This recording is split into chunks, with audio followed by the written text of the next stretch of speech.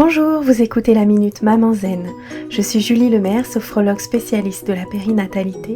J'aide les mamans fatiguées et stressées à ralentir, à simplifier leur vie pour retrouver le plaisir et la légèreté au quotidien et mettre leur énergie sur ce qui compte vraiment. Chaque jeudi, je partage ici les découvertes et les outils qui ont changé ma vie de maman et qui, je l'espère, vous aideront à changer la vôtre aussi. Vous retrouverez les éléments et les ressources dont je parle sur le site mamanzen.com. Assurez-vous de vous abonner au podcast pour être notifié des nouveaux épisodes chaque semaine et être bien sûr de n'en manquer aucun. Range ton sac d'école, mets tes chaussures, habille-toi, à table, mange. Vous avez parfois l'impression de devoir répéter 1000 fois les mêmes consignes pour que votre enfant daigne enfin passer à l'action ? Voici quelques astuces qui devraient vous aider.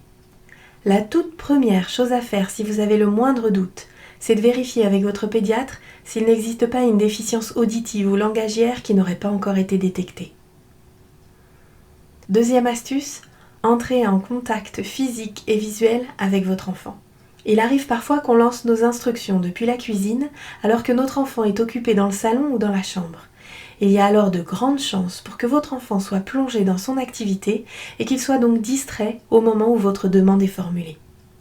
En lui touchant l'épaule et en s'assurant d'un contact visuel, vous pouvez être sûr d'avoir été entendue et bien comprise. Troisième astuce, anticipez les transitions entre deux activités. Imaginez-vous confortablement installé dans votre canapé en train de lire votre livre ou de regarder votre film préféré. Votre mari surgit au meilleur moment pour vous donner une consigne à respecter immédiatement. Il est très probable que vous cherchiez à négocier le droit de finir votre chapitre ou votre film, non ?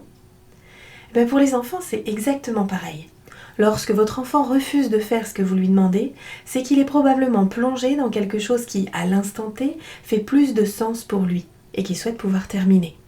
N'est-ce pas alors une demande parfaitement légitime ?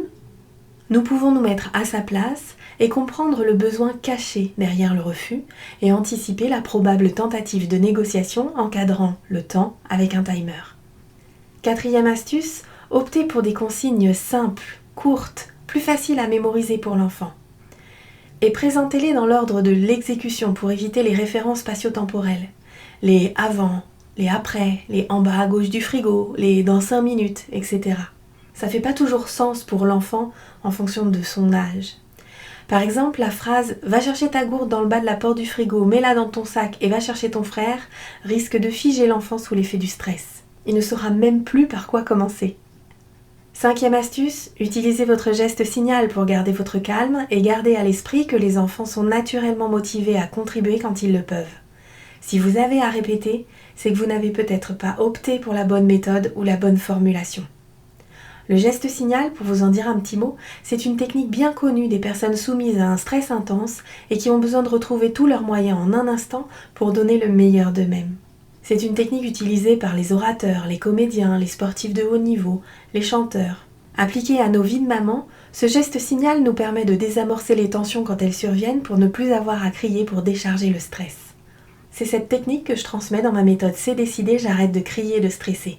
Si vous souhaitez en savoir plus, je vous invite à cliquer sur le lien situé quelque part autour de cette publication. N'hésitez pas à venir partager avec moi sur Instagram ou Facebook le résultat de vos réflexions en utilisant le hashtag #MinuteMamanZen. Je vous donne rendez-vous la semaine prochaine et je vous rappelle que vous pouvez télécharger gratuitement mon rituel de fin de journée pour maman fatiguée sur mamanzen.com. Vous pouvez également y trouver toutes les infos sur mon programme C'est décidé, j'arrête de crier et de stresser. Si ce podcast vous a plu, la meilleure façon de le soutenir, c'est de laisser un avis 5 étoiles ou de le partager sur les réseaux sociaux. Ça permettra à d'autres mamans de découvrir le podcast plus facilement. À bientôt!